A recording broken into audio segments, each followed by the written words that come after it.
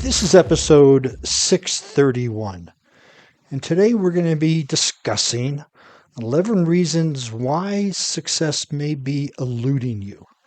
And we all have at least if you're listening to this podcast, I would say that you have most likely goals or however you define success, whether it's financial, physique, relationship, business, whatever that may be. You probably have some goals to aspire to. And you may be getting frustrated because you're not achieving them or achieving them to the significance that you would like. So, most of us aren't experiencing the level of success we desire. We're like, okay, here's what it is good, okay. And it's easy to see what successful people do when we want to mimic or mirror some of the successful people. It's like, oh, here's what they do. But we only see the actions after years and years and years of them correct and continue or failing, or we don't even see the mindset behind them. However, it can be challenging to notice things that successful people avoid, right? We can see what they do, but there's that gap that there are things that they avoid doing, and it's really hard to see that. And as we progress for success, we may go, okay, I'm going to do this, and then we do a few other things that they avoid, but we don't know they avoid because we can't see them avoiding it. So, avoiding the common success mistakes improve your odds of attaining higher levels of achievement. So it's not just what you do, but also what you don't do. So it kind of sounds funny, right? You can't take not an action, but we can avoid putting our attention in areas that will not support our success. And these 11 reasons are reasons that I have found in my personal life, coaching clients, and my mentors and coaches has shared with me. So number one, we're using socially acceptable excuses to quit, meaning that if the general population says, well, you tried, it's okay, and society as a whole or society has a set of standards or set of acceptable reasons why you're not hitting your goal. Well, you don't have enough education, you're too young, you're too old, you're too this. Then we start to embrace those limiting beliefs and think that they are true. So we start leveraging those socially acceptable excuses, and then we quit. Not having habits that support our goals. We may say we want to lose weight or have a certain amount of financial income, but then we have with financial savings or 401ks or retirements, we may be having the money coming in great. We're great at generating income, but we're spending more of it than we get coming in. So that would not be a habit that supports that goal. And what happens, especially with the financial habit, is people think if they make more money, if I just make another 10,000 a month, I can do this. Well, if your habits of spending more than you're making don't change, it won't matter how much you're making. And the same thing with nutrition. If you're not eating the right nutrition, not working out, the physique you want is not going to happen. So we rely on luck. And so we go, well, if I'm lucky, I'll close this deal. If I'm lucky, I will lose this weight. If I'm lucky, I'll find the right person. And we don't take any action because we're expecting luck to manifest for us. And that's even a form of law of attraction. If we sit back and don't do anything and say, well, I'm vibrating at a high energy level, where is my results? Well, we need to take action to prove our belief in art. So luck is just putting our results out there in the universe in some nebulous word called luck. We aren't taking responsibility for our actions. Knowing where you're going. This is really, really important because we think about a boat. I use a boat a lot with my clients, and I go, okay, you got this chartered sailboat or this yacht. You get on it, and the captain says, "Where do you want to go?" I don't know. Let's just go somewhere. And he goes, "Where do you want to go?" I don't know. Let's go somewhere.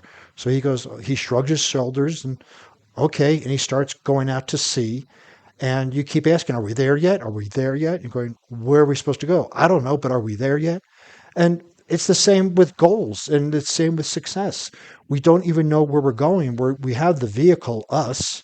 We have the energy, the gas or the fuel, but we don't know where we're going. And so we just don't succeed because we have no idea where we're going.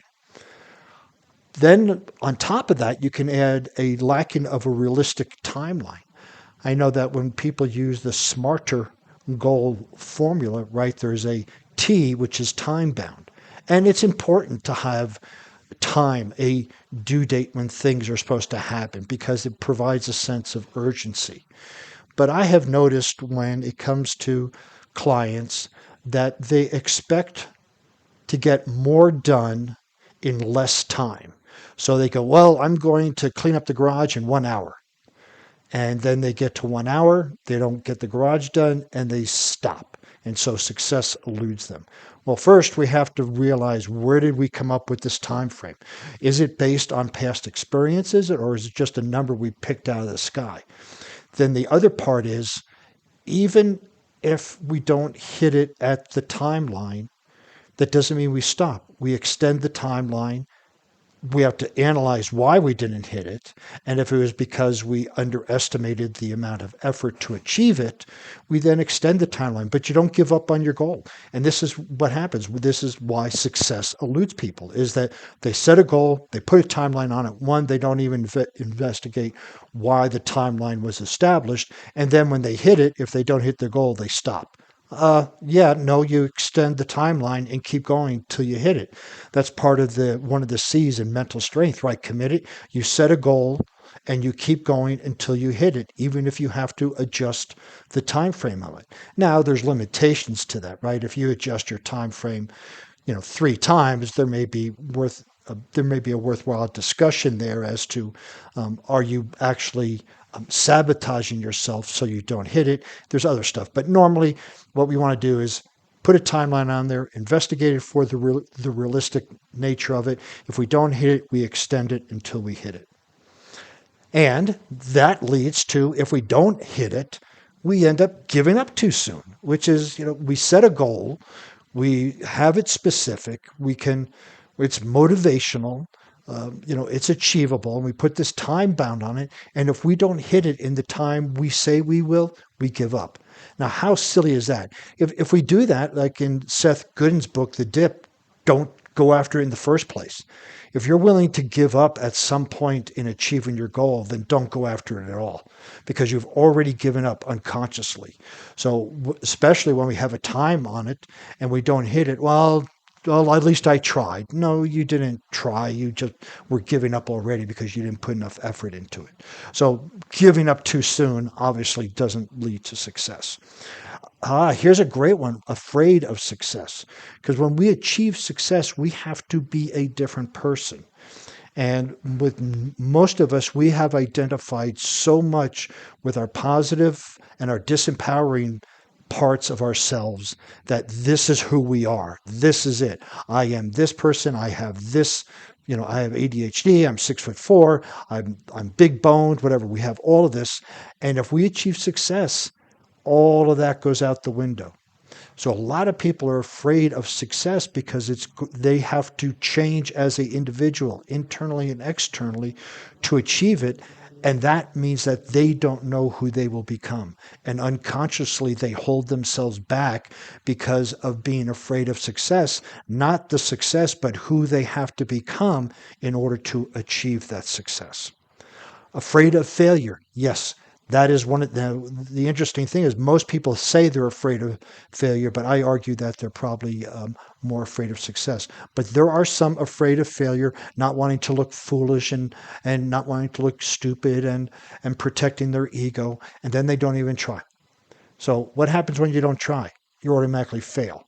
So it's better to go ahead, try, go after a goal, fail, and then correct and continue. Keep going. But if you're afraid of failure and you don't take action, and you're afraid of success, you don't take action, well, then why do you even have goals? This is about the best your life is going to be right now. Avoid full responsibility. This is when we set goals and we blame somebody else. Well, my personal trainer didn't show up. So work out. Well, I wrote to the company and I didn't hear back about the job. Call them up. Right? We do things and then release the results to the universe, to somebody else. And we wonder why we don't have success. I needed to get a hold of this. I wanted to ask this person out for a date. I sent them a text. I never heard back from them. Did you call them? Well, no, because I'm afraid of failure, right? So, but taking full responsibility means acknowledging every part that you played in your success and quote failure, and then correct and continue. Because when we avoid taking responsibility, we are giving our power away to a person, place, or thing. Being pessimistic, like Eeyore in Winnie the Pooh. Oh boy, I'll give it a try, but I know it's not going to work. It's just going to rain today. I'm not going to go outside, right? Being pessimistic. And a lot of my clients really don't like the word pessimistic or optimistic. I like supportive and unsupportive.